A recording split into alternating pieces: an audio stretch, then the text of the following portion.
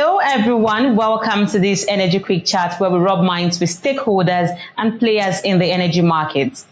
Now, investors have been cautioned to navigate a period of higher oil prices as the economics of supply and demand are expected to support high prices both in the near to medium term. Meanwhile, the Organization of the Petroleum Exporting Countries have predicted a robust fuel use in the summer months, but warned that the robust oil demand outlook warrants careful market monitoring amid ongoing uncertainties in order to ensure a sound and sustainable market balance. To give us some perspective into all of this and an outlook for the second quarter, I have here with me Paul Hickin. He's the editor-in-chief at Petroleum Economist. Thank you for joining us today, Paul. How are you? I'm good, thanks. Thanks for having me on again. Good. Now, Paul, oil prices have stayed near 6 months high with tensions in the Middle East, and Iran has promised a retaliatory strike against Israel after its Syrian embassy was bombed just last week. And where do you see oil prices heading in the current quarter and why? Well, I think, first of all, is that you're going to see prices creep higher. On the fundamentals, look at the fundamentals, supply and demand. OPEC plus production cuts have taken that supply out of the market.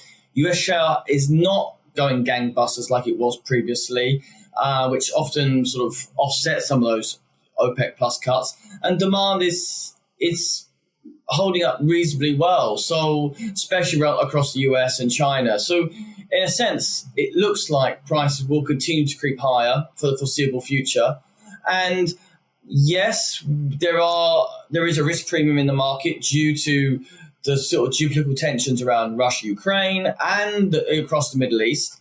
But I think that risk premium is quite small still at the moment. It does create volatility in the market, and there is a kind of back and forth to sort of hang certain price moves upwards on geopolitical tensions across Russia and Ukraine and the Middle East.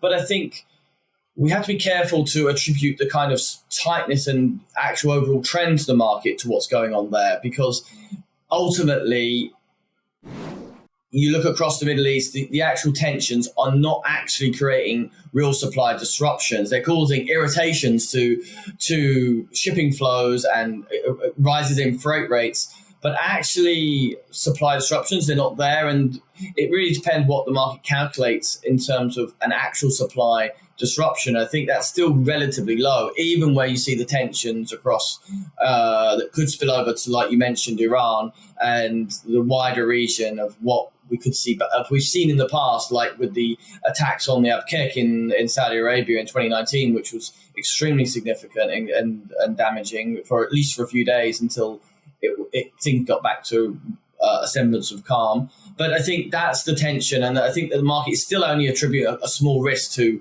a real widening of the escalation that could cause real physical disruption of flows. Right. Now, you mentioned something. You said oil prices will continue to rise. Now, the U.S. Energy Information Administration has forecast about $90 per barrel average for Brent crude in the second quarter. Now, OPEC also released its prediction just today. Do you agree with this forecast by the U.S. Energy Information Administration? I think certainly it's going to be in that range. I think it could well be a little bit higher even. I think I would say you could make a case for it being even more bullish than that. It could creep up to $95 a barrel even, depending on the fundamentals, because, again, there's still a little bit of uncertainty around US when interest rates are going to start coming down. When China's another factor, there's a lot of disparity about China's economic health and how much that will hold up and deliver the kind of oil demand that's going to push prices a lot higher. And so I think that's why there's been a sort of tentative move higher where OPEC has reduced supply, and there's and there has been a sort of moderate demand strength for oil. So I think that's why you see this kind of move upwards, but there's not real appetite to push it too much higher towards the $9,500 a barrel, because two reasons for the market ultimately, which is, first of all, that ultimately OPEC Plus will probably, unwind from their production cuts at some point. Most people think that it may well not be till towards Q3 even. But as you see, as prices keep creeping higher, there's more chance of the June meeting, when they meet at the start of June, that they start to unwind from some of these voluntary cuts. They're not part of the formal meeting, but they are still extra cuts that Saudi Arabia and other producers in that pact have taken on to try to take supply out the market. So we could see the first tier of those production cuts, which is those voluntary level cuts, being taken out first. And that could well happen as soon as June, depending on where prices are and how the market is and how fundamentals are going. So, but I think, first of all, that would provide a kind of psychological cap to the market, not to push it too high, because OPEC Plus could well and probably will unwind at some point. I mean, those extra cuts, those voluntary cuts, were a pain point for OPEC. We saw with Angola leaving over the production cut, the extra cuts. So I think it certainly was a pain point, and OPEC Plus will be keen to unwind at least from the voluntary ones as soon as possible, even with prices being this high, especially with prices being this high. And secondly, I think we're in a US election year, and I think there's also a risk that the US could release crude from its strategic petroleum reserve, its SPR.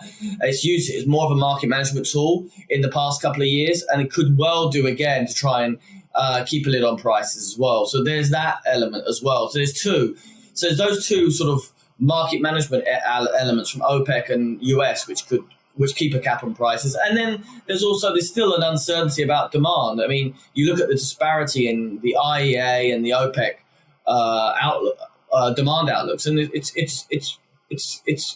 exceptionally wide for this time of the year. And given that, and I think it partly, people talk about the different ideological stances with the IEA and OPEC, but realistically, it's just the actual uncertainty over the economic outlook, really. I mean, for China and the US, the two big players, you'd say that it's very uncertain, and I think that's still the case.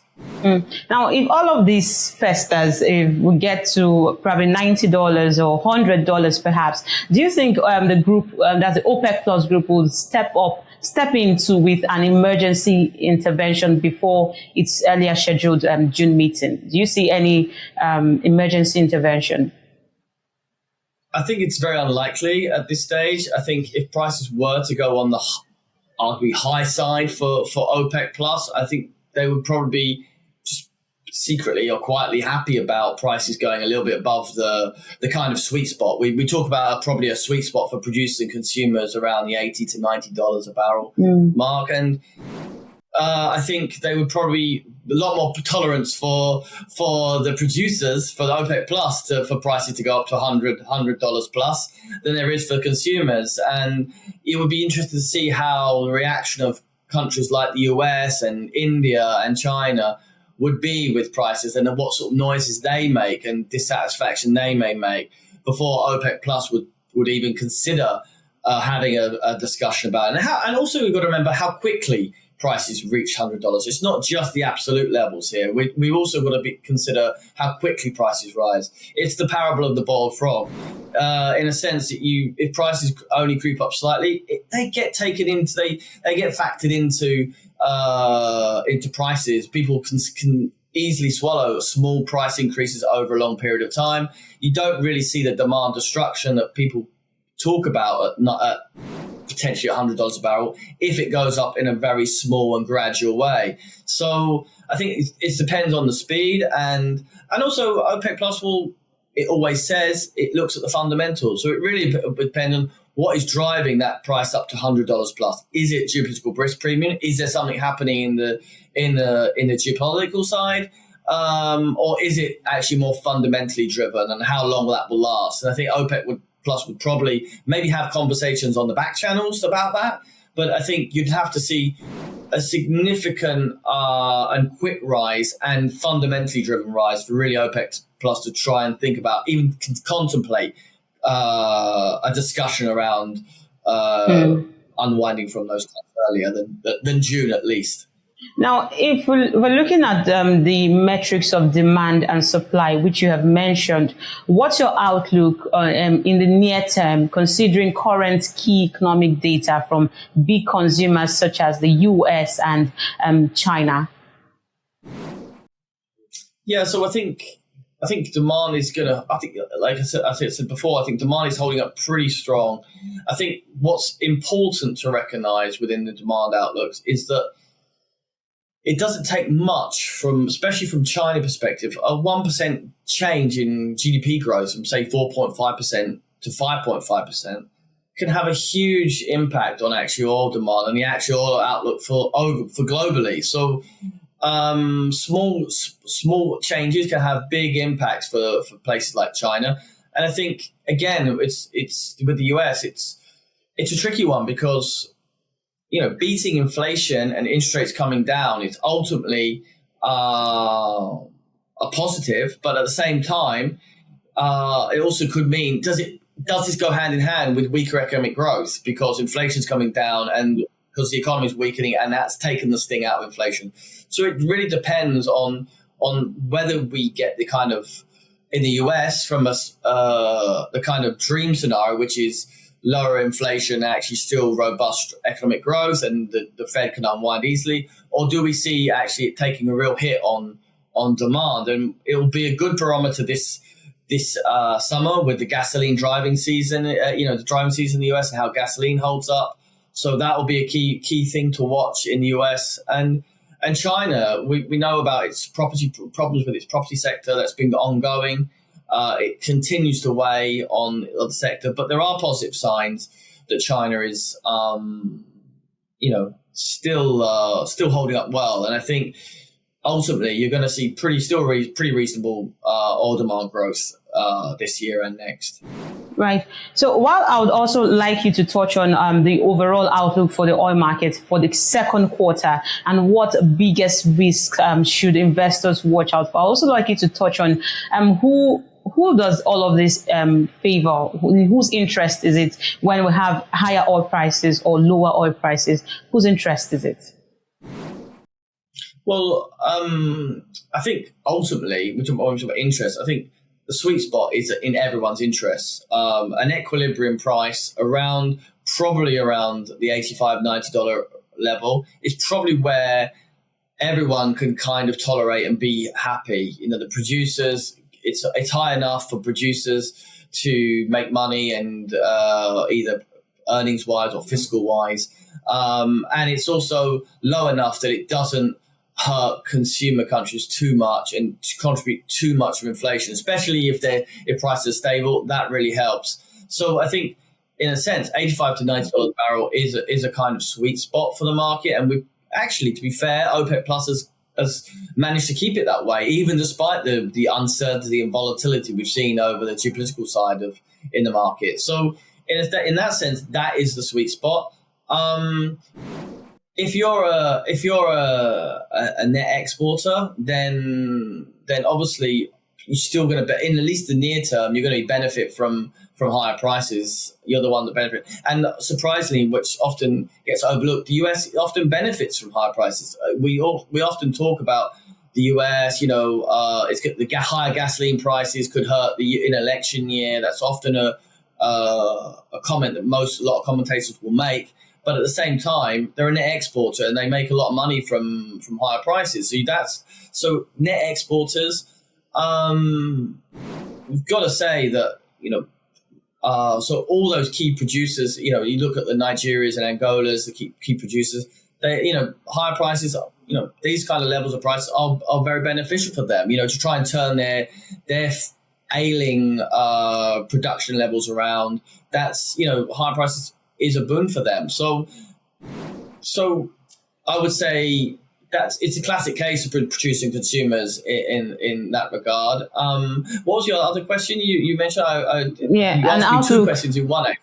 Mm-hmm. Yeah, I was asking you about the overall outlook for oil markets for the second quarter and what risks should investors watch out for? Yeah, the big risk. So I think on the geopolitical side, I think yes, Iran is still a big risk in the Middle East. What's going to flare up there? It's a tinderbox. So I think while the risk is low, I think the more the atrocities in Gaza continue, the more risk we see of a wider conflict in the region. Then there's obviously Russia-Ukraine. We've seen a lot of increases in attacks on refining from Ukraine side.